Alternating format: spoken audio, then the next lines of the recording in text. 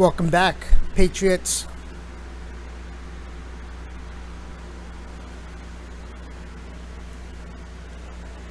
So, the Q was finally asked, sort of. They just asked him what he thought about it, what he's heard, but they didn't directly ask him, is QAnon real? Because that's the real question.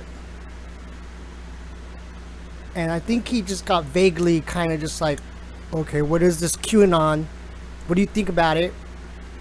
And he did a very good job with the question. He just said, hey, I don't know. I don't know anything. All I know is that these people like me. And oh shoot, what happened? Sorry, my internet's probably all cheesed out. But I'll just show you the clip.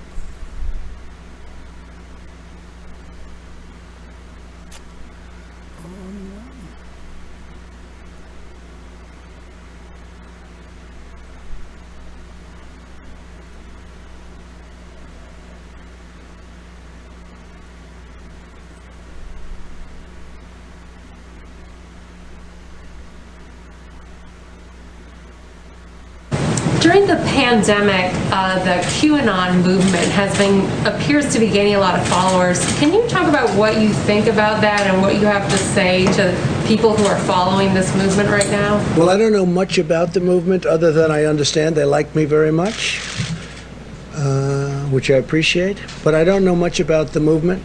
I have heard that it is gaining in popularity, and from what I've heard, these are people that when they watch the streets of Portland, when they watch what happened in New York City in just the last 6 or 7 months, but this was starting even 4 years ago when I came here. Almost 4 years, can you believe it? These are people that don't like seeing what's going on in places like Portland and places like Chicago and New York and other cities and states. And I've heard these are people that love our country and they just don't like seeing it. So I don't know really anything about it other than they do supposedly like me, and they also would like to see problems in these areas, like especially the areas that we're talking about, go away, because there's no reason the Democrats can't run a city. And if they can't, we will send in all of the federal, whether it's troops or law enforcement, whatever they'd like, we'll send them in, we'll straighten out their problem in 24 hours or less, okay? Well, Christopher, at the crux of the theory is this belief that you are secretly saving the world from this satanic cult of pedophiles and cannibals. Does that sound like something you are behind? Or Well, I haven't heard that, but is that supposed to be a bad thing or a good thing? I mean, you know, if I can help save the world from problems, I'm willing to do it. I'm willing to put myself out there. And we are, actually. We're saving the world from a radical left philosophy that will destroy this country. And when this country is gone, the rest of the world would follow.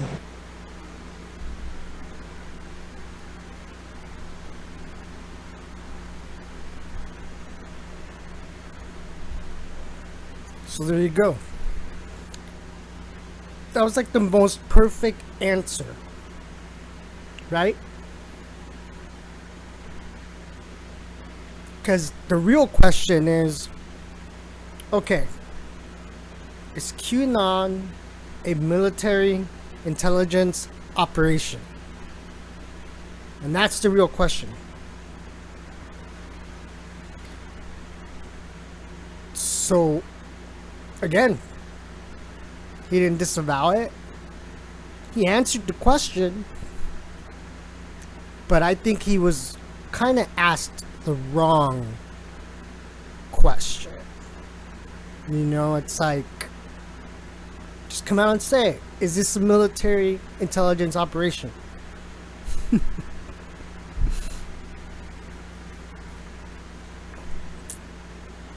And there's new Q drops. Go figure, right?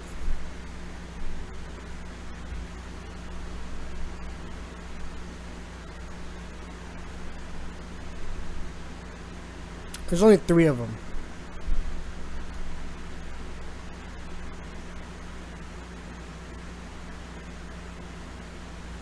So we left off at 4621. And right, this is a previous drop when he left these names. They were all blank. So Kevin Kleinsmith, KC, right, 11.3, and then 11.3 comes up like in, I think, drop 25. After I read the drops, I'll go back and see if I could just show you. I think I already covered this. I don't remember. And then this guy had his hearing today, and he pled guilty to altering an email. So I got it right in that last video that he altered an email.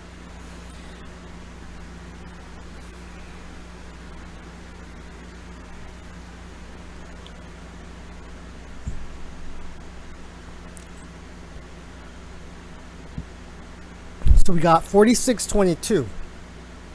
Ask yourself a very simple question. Why is everything regarding Q being censored, banned, and attacked? When do you expend ammunition? And this is true because I was trying to share this website, like I posted on my Facebook. Watch, look, I can show you. Oops.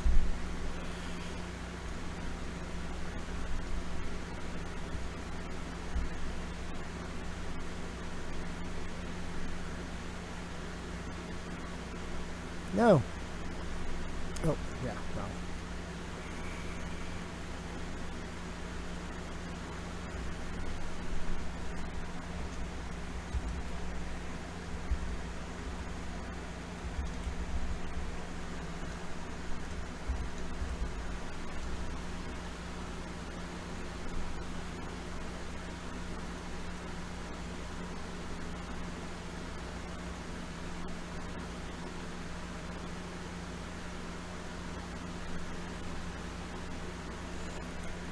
This one's been censored, and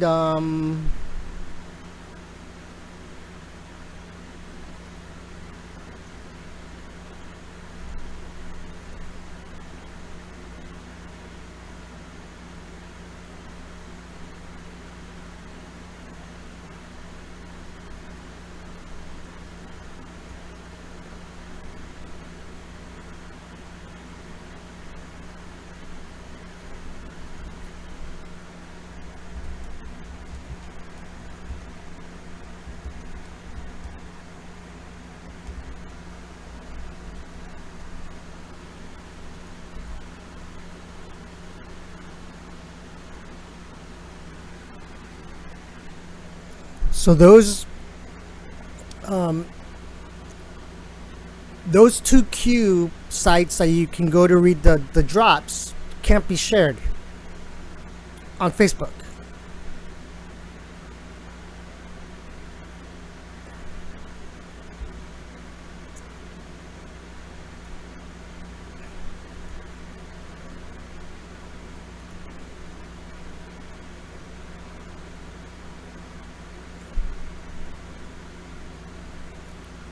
QAnon.pub, that's the only one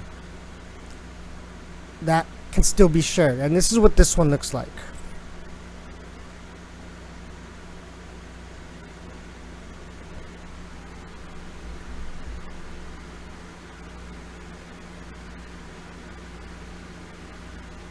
Oh. Man, I'm always forgetting.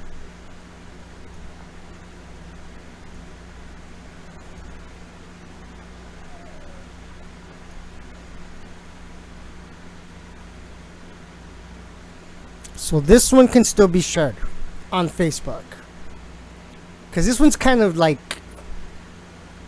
it's just, you know, the other ones have like better features. You know, like all these other cool, you know, they have t-shirts and stuff.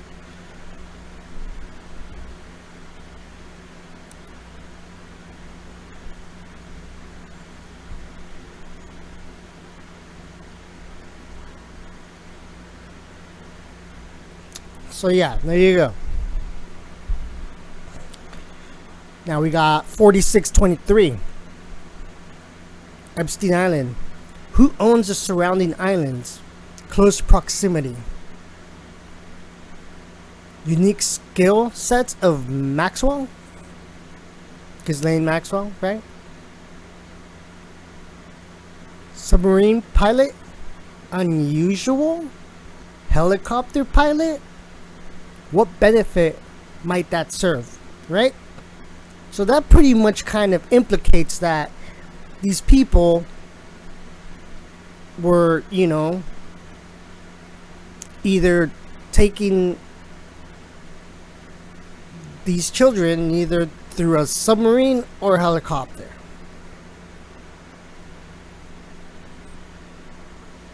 Because if you think about it, dude, a submarine, dude, that'd be like the best way to traffic children and go undetected, right? And we all know that there was tunnels underneath Epstein Island. Or like, yeah, inside the little mountain, you know, where this little temple thing was. Let's take a look. On the stage here, we have Ghislaine Maxwell, founder and president of the Terramar Project, a nonprofit whose mission is to create a global ocean community to protect and promote sustainable development of the ocean. Ghislaine is easily one of the smartest, most fascinating people I've ever met. This is proven by the fact that she holds a bachelor's and master's degree from Oxford University, is a private helicopter pilot, a trained EMT, a qualified ROV, which I had to look up what that was, and a deep worker submarine pilot, in addition to being fluent in 4 languages.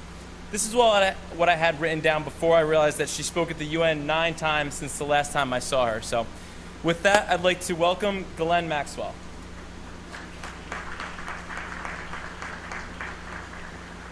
Thank you. Good afternoon. I noticed that my speech today was leveraging technology to create a global ocean community. I'm going to change that on you, and I'm going to leverage technology to create a new country. Now, I know I speak with a funny accent, and so yes, I did say country, not company. So, with that, I'm the founder of an internet project called the Terramar Project. It's an ocean-based digital platform which I'm going to be talking to you about.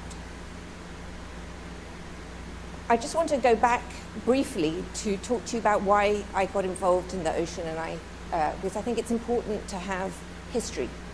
So I started diving when I was 9, having become passionate about the ocean, watching Jacques Cousteau on TV. And it led to a lifelong exploration around the ocean that ultimately ended with me becoming a deep worker submersible pilot. On one of my first submarine dives, I was absolutely so excited. I thought, my goodness, I'm going to see a new sea creature. I'm going to be this amazing explorer. And off I was. I went down into the deep, and I went down to over 1,500 feet. And at 1,500 feet, I switched on the lights, hoping to see a new mythical sea creature, but in fact what I saw was a plastic hanger. I was so absolutely devastated, but it was at that moment that I realized that I was really going to dedicate the rest of my life to taking an involvement with and bringing an education around the ocean. So I just want to ask everybody here a quick question. If I told you that you own something versus rented, Would you care for it more, look after it more if you owned it than if you didn't own it? Please, if you think that you'd look after something more if you owned it, raise your hands. Well, I think that's about 100%. So the good news is that I want to tell you that you actually own 45% of the planet. So let's quickly just look at this map. 71% of the planet is ocean. 64% of that ocean lies outside of any single country's jurisdiction. And under the law, that 64% of the ocean belongs to each and every one of you in this room. It's called your global commons. So the assets of that 64% are yours. The fish, the oil, the gas, the diamonds. Now this part of the world is just becoming is just coming into focus. Think about the Malaysian plane that went missing. Think about endless hours on CNN and TV and every news network that focused on this area as they were looking for the plane. Every day we heard, we found the plane, we found the plane, we found some piece of garbage floating. And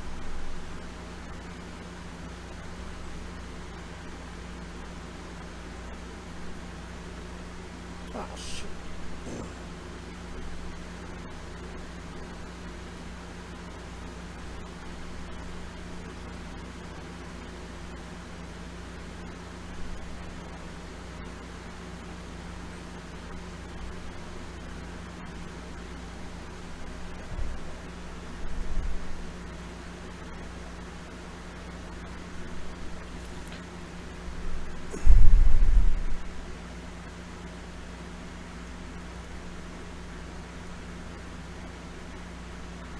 Oh, it's because it's not burning.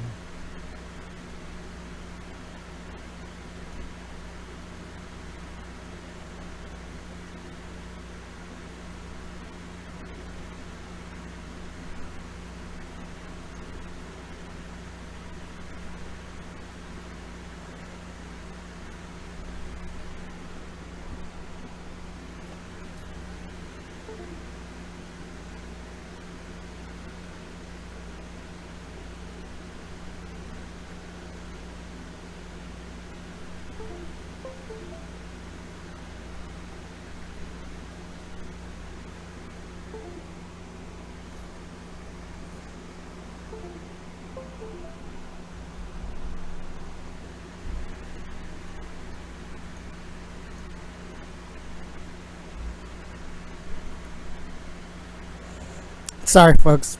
My internet, like, just... I use my mobile hotspot because I don't have actual internet.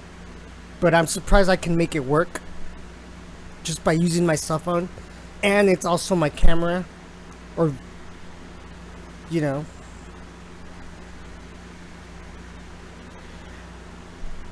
But I wasn't planning on playing the whole, what was it, like 14 minutes? But yeah, you know, what is like the best disguise, dude, right? That you're a humanitarian, that you're trying to save the planet. Isn't that the perfect disguise for someone who is doing nefarious things with nefarious people and has done nefarious things herself, right? Oh, this person can't possibly be this or that. No. Yeah, well, what happened to Harvey Weinstein? Huh?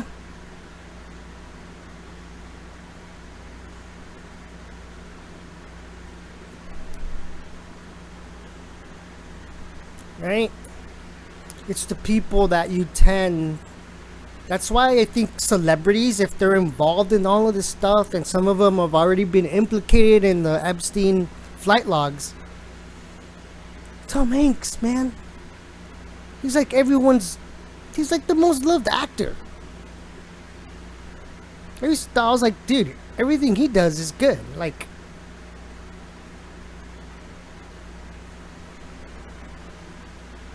And this is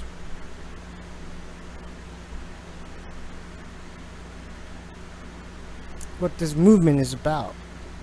Exposing these people that are right in front of your face doing these things.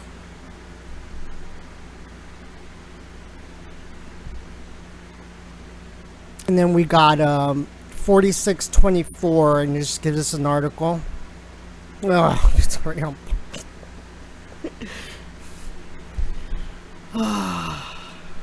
Oh, wait. No, it says James Biden. All right, let's take a look.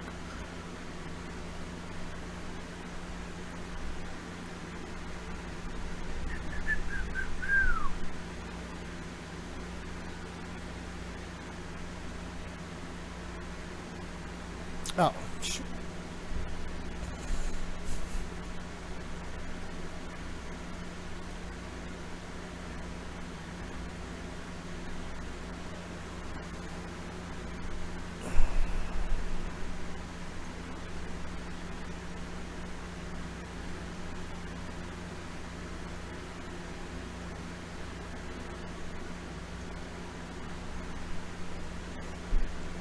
Lobbyists bought tropical land from Biden's brother. Scott Green, a lobbyist with close ties to Joe Biden, purchased Virgin Islands property from James Biden and then extended him a private mortgage.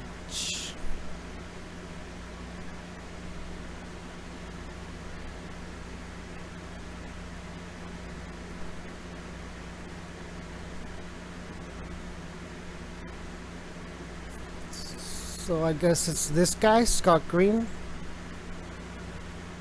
In 2005, Joe Biden's brother bought an acre of land with excellent ocean views on a remote island in the Caribbean for $150,000.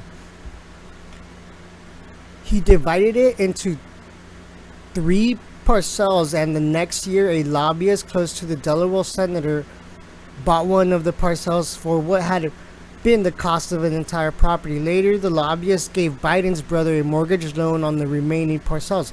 The Virgin Islands land deal reported here for the first time furthers a pattern in which members of the Biden family have engaged in financial dealings with people with an interest in influencing the former vice president. In this case, a Biden staffer left the Senate in the early 90s to become a lobbyist both before and after the land transaction. His clients benefited from Biden's support, a proportionate. God. I can't say that word. I'm sorry, folks. It's like a tongue twister.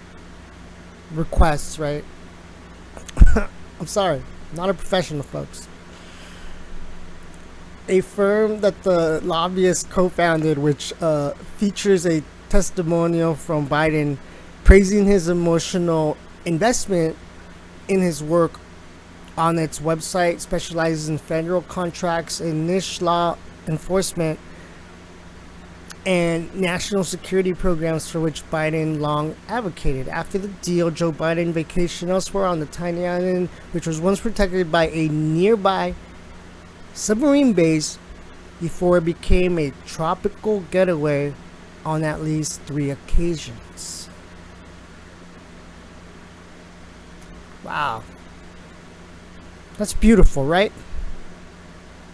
Look at that. No chemtrails. Nice, perfect clouds down there, right? They're living in paradise. The property itself has remained vacant and undeveloped. It is not clear why lobbyist Scott Green purchased the parcel from the Biden's brother James, or why James Biden later went to the lobbyist for a loan rather than to a bank.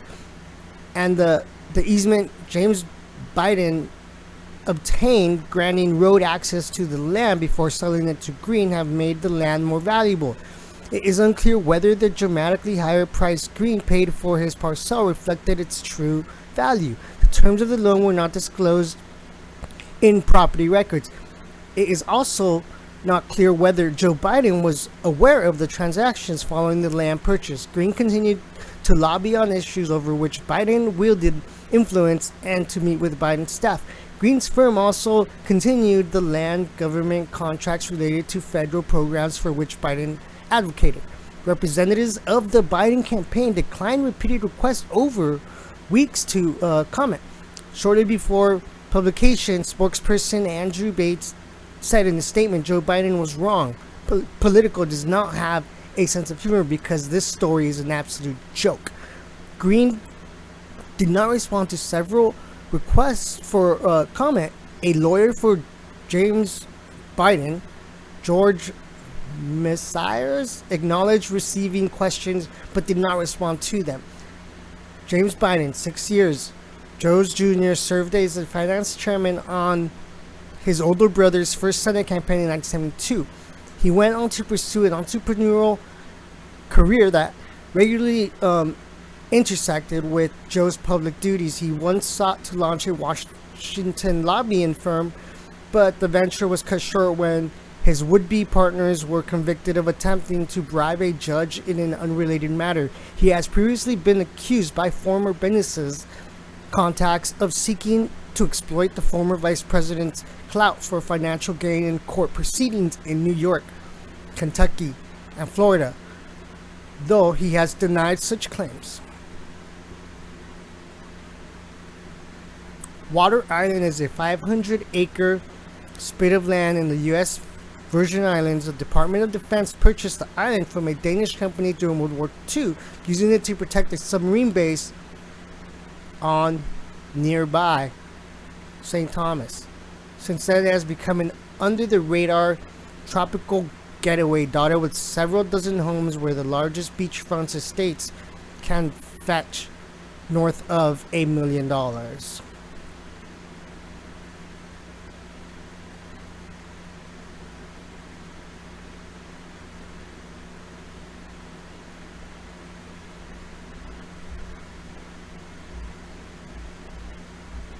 Oh my gosh, this is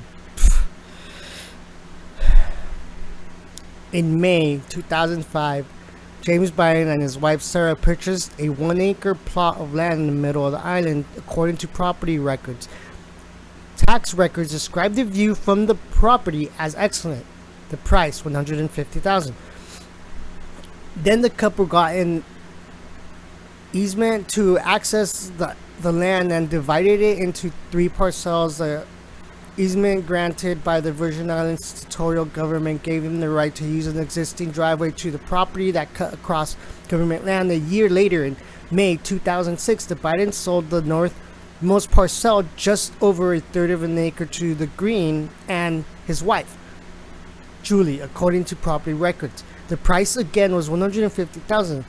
In effect, James and Sarah Biden had gotten their money back while keeping most of the land, recouping their investments in just 12 months. Land value can fluctuate, making it difficult to access whether such a dramatic increase in land price was reasonable.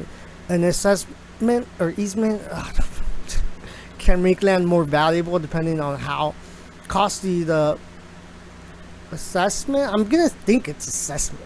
I could be wrong though, but don't hold it against me, folks. I'm trying my best over here. Was in how difficult it was to obtain. The paperwork costs for this type of assessment would be minimal, according to Ralph Millenberg, whatever, managing partner at Morissette and Muhlenberg, a law firm based in the U.S. Virgin Islands. Bloomberg estimated that the cost of the planning and surveying a driveway estimated would be rather $1,000. Filing fees would be in the hundreds of dollars, and that the assessment could also entail a small amount of legal work. He said, typically the recipient of an assessment also pays the party granting the assessment for the rights that they are gaining on the party's land. If James and Sarah Biden paid the Virgin Islands territorial governmental for the driveway rights, it was not reflected in property records. A tax bill from 2006 lists that the assessed value of Green's parcel at $87,000, but tax records indicate the bill was rescinded. Subsequent tax bills list that the assessed value of Green's plot at just $38,000, a quarter of the $150 price or purchase price, until 2018 when it jumped to $700,000. Typically, land sells for more than its assessed value. I think I was saying that word wrong. Oops. A person's answering the phone at John First was a local retailer identified Chuck Godley as the agent listed on the original 2005 transaction. Godley declined to comment. Scott Green's career has been tied to Joe Biden from the days as a member of Biden's Senate staff to his work as a lobbyist on projects on special interest to Biden. As a young man, Green played linebacker at the University of Delaware football team, overlapping at the school with James Biden for a few semesters and graduated in 1973. He is best known for his work as an NFL referee, having led the officiating crew at the Super Bowl in 2010. He is currently listed as an executive director of the NFL Referees Association, which acts as a bargaining representative in labor negotiations. So there you go. I'm going to end it right there, folks. Because now we know who this guy is. Paradise, right?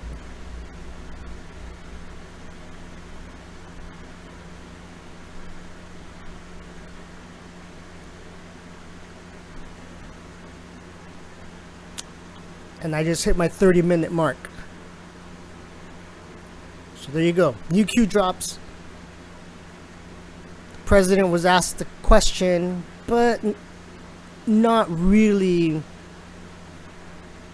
Like the reporter should have just said it. Is QAnon real? But he was like, yeah, I don't know. I hear that they're good people. On the next one, where we go one, we go all. Thank you for watching. For those that do.